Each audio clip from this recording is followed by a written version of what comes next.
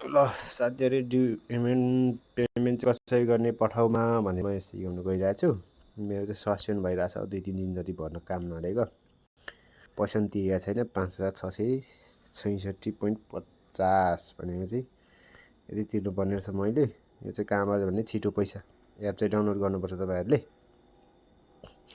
मेरो पैसा नि यहाँ गरिसकेको छु वालेटमा मैले त्यहाँनिर डाउनलोड गरिसकेको छु। लोड चाहिँ यहाँबाट गर्ने हो।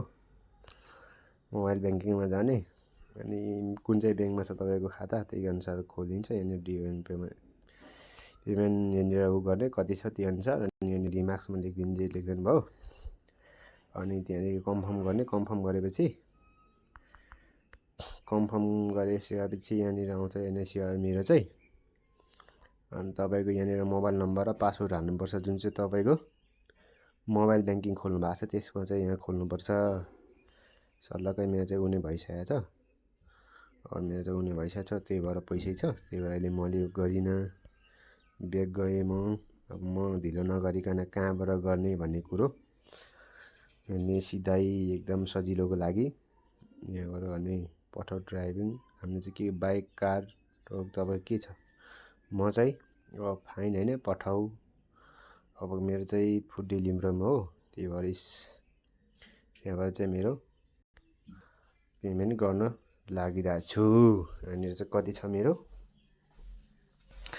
5666.50 यहाँनिर जी लेखिदिनु हो। यहाँनिर आरइजी जन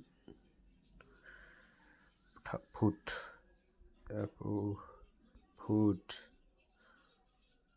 जाने अनि सलक्क देखाउँछ तपाईँको यहाँनिर कन्फर्म तपाईँको यो जुन चाहिँ छिटो पैसाको एपबाट चाहिँ तपाईँले गर्नु भएको छ त्यही चाहिँ यहाँनिर हाल्नुपर्छ 5666 यो चाहिँ ल यो त